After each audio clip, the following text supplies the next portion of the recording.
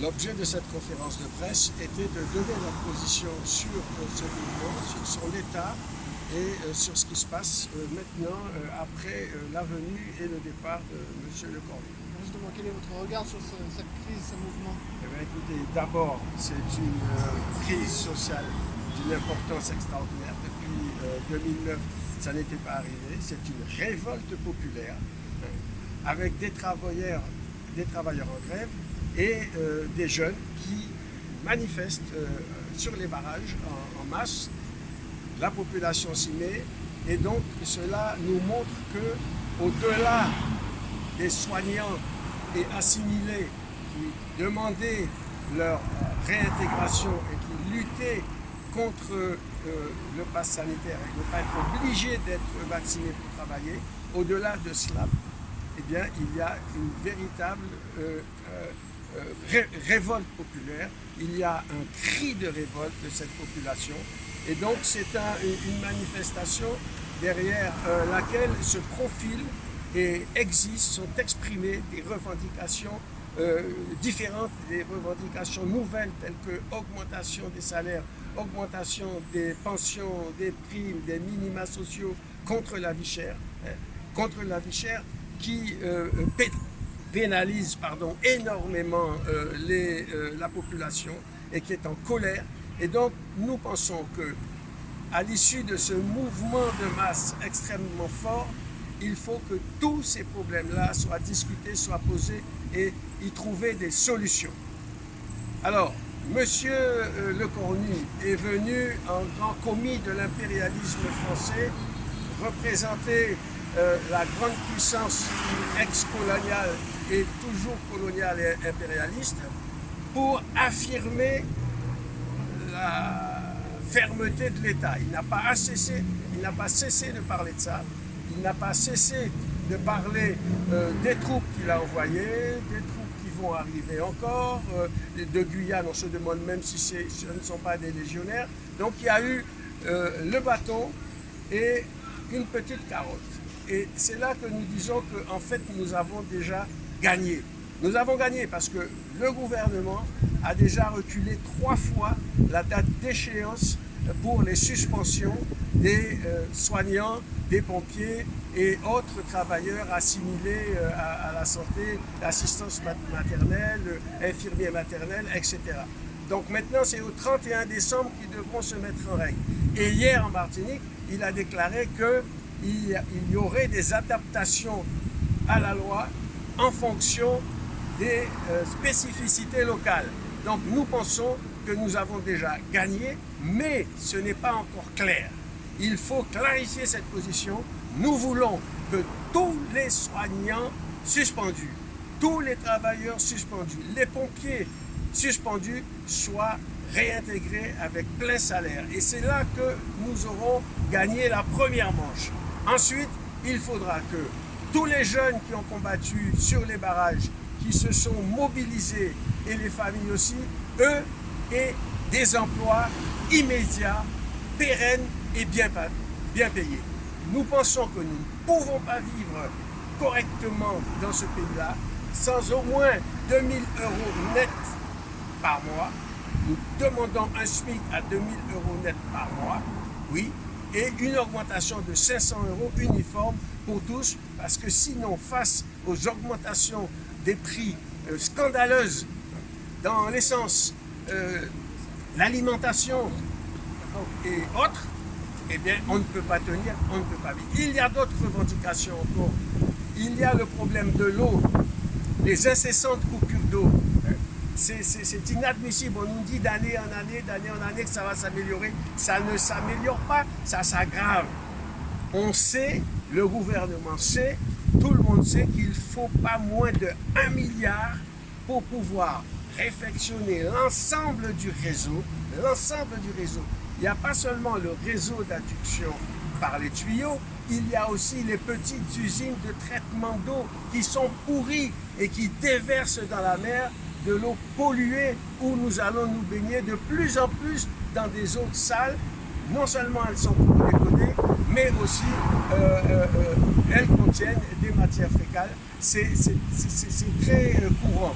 Et donc, la population est obligée d'acheter de l'eau en bouteille, de l'eau minérale, ce qui revient à une taxe supplémentaire sur l'eau. C'est inadmissible. Il faut que ça cesse. Et je répète qu'il faut 1 milliard pour régler tout ce problème. Tous les 2 ans, on nous dit que ça va se régler dans 2 ans.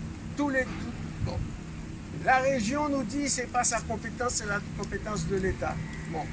Mais la région nous dit qu'ils n'ont pas assez d'argent.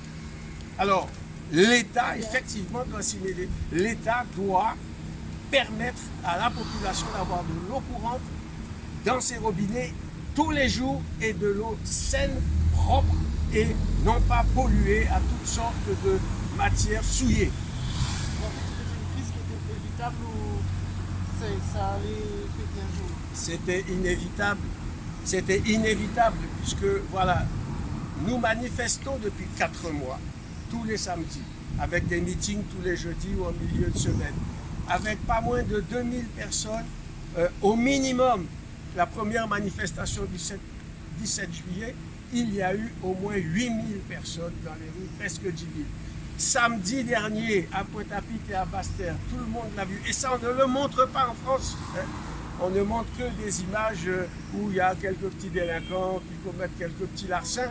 Mais les 8000 personnes qui ont manifesté à Pointe-à-Pitre, 8 à 10 000, avec les tambours, avec les jeunes des quartiers, eh bien, ceux-là qui étaient favorables au mouvement, qui soutenaient le mouvement, de la même façon à Basse-Terre, eh bien, cela montre, contrairement à ce que dit M. Macron, que nous ne sommes pas une minorité qui instrumentalise un certain nombre de gens. C'est ce qu'il a dit. C'est complètement faux. Ça, on l'a démontré. On l'a démontré 2 jours avant l'arrivée de M. Le Cornu. Et ça, nous appelons à ces manifestations. Samedi, il y a une nouvelle manifestation à Capesterre.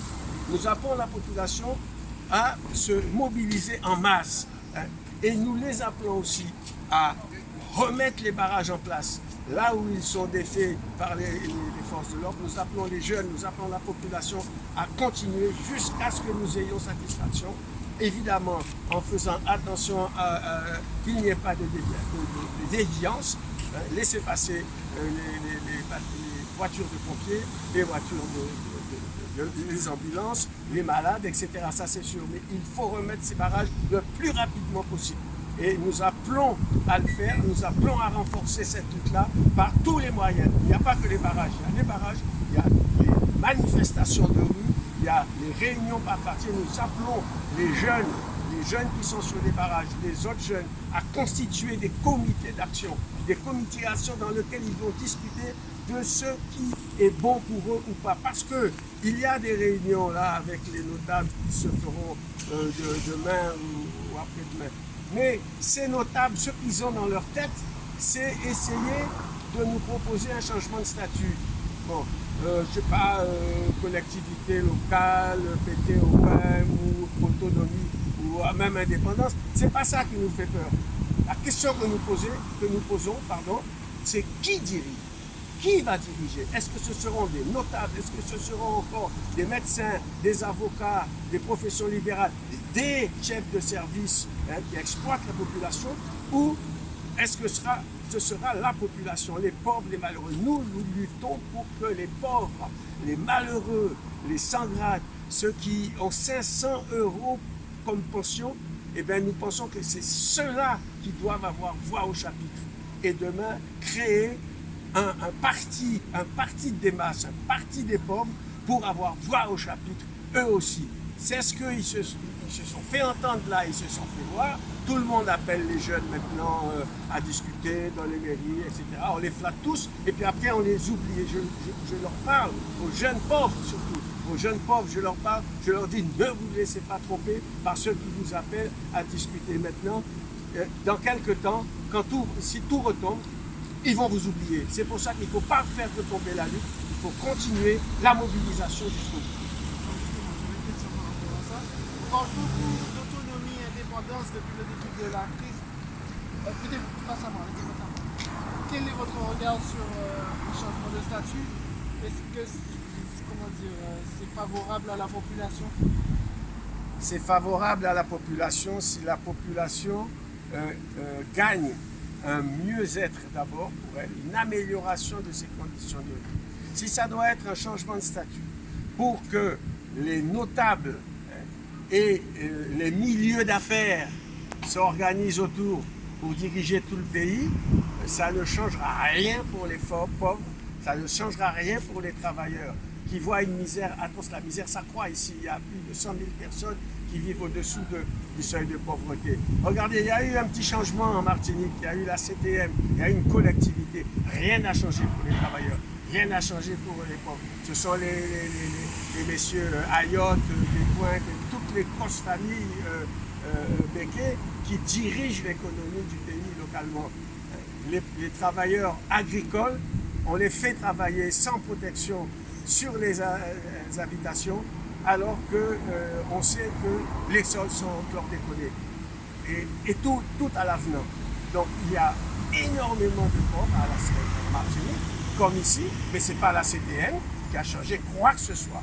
Alors si demain il y a une autonomie, ça ne changera rien au sort des pauvres et des malheureux. Ça ne changera rien. Ce qui changera, c'est que les pauvres, les malheureux créent leur propre force de manière à pouvoir être représentés dans les assemblées, représentés et dire voilà ce que nous voulons. C'est cela que nous défendons. Donc quel que soit le changement de statut, nous posons le problème qui va diriger, qui dirige. Et c'est cette question qu'il faut poser. Nous voulons que les travailleurs, les pauvres, tout ou partie, si c'est tout, on peut dire que ça sera la révolution, mais si c'est en partie, on pense qu'au moins ils auront voix au chapitre, au moins ils pourront dire, exprimer dans les assemblées devant tout le monde, exprimer leur point de vue de travailleurs, ce qu'ils veulent, et ça sera déjà une avancée vers quelque chose de mieux, de manière à ce que ça soit, parce que nous sommes pour la direction des affaires par les travailleurs, par les pauvres. Nous sommes pour un gouvernement ouvrier, anticapitaliste. Nous luttons contre la disparition du capitalisme. C'est le système capitaliste en Guadeloupe et dans le monde entier qui est en train de nous réserver non seulement le réchauffement climatique et la destruction de la planète progressive, mais aussi la famine dans le monde, la famine dans la moitié du monde, en Afrique, partout, hein, parce que les pauvres, eh bien, c'est les damnés de la terre, on ne s'en occupe pas. Dans les jeunes, hein, on dit y tirer sur les policiers, etc. Bon, le Cornu nous a demandé, avant de négocier, de condamner la violence. Alors nous condamnons la violence de l'État français. Oui, condamnons la violence de l'État français. Nous condamnons la violence, hein, qui fait que cette violence-là n'a jamais été jugée, celle des gros propriétaires de terre qui ont introduit ici le chlordécone et qui se pavanent dans toute liberté, qui sont libres. Hein. Bon. Les gendarmes qui ont tué M. Jean-Claude Pierre, hein, à Déé, ils sont toujours libres. Il n'y a pas même eu un début de jugement contre eux. Charles-Henri Salin, qui est un jeune, qui a été visé là, pas loin, par un gendarme, par vengeance. Hein. Où est ce gendarme-là? On l'a exfiltré rapidement. Donc, hein, leur violence à eux, eh ben, elle est protégée. Alors, il ne faut pas parler de... C'est cette violence-là que nous connaissons. Et la plus grande violence, c'est la violence sociale que connaissent ces jeunes qui ont une vie vide, une vie désespérée, une vie de pauvre, une vie... Hein, à quel point qu'ils n'hésitent pas à prendre des fusils, hein, pour risquer leur vie, se faire tuer par des gendarmes du poste ou autres, parce qu'ils sont désespérés. Voilà à quoi on a abouti avec cette jeunesse. C'est cette violence-là, cette violence sociale-là que nous condamnons.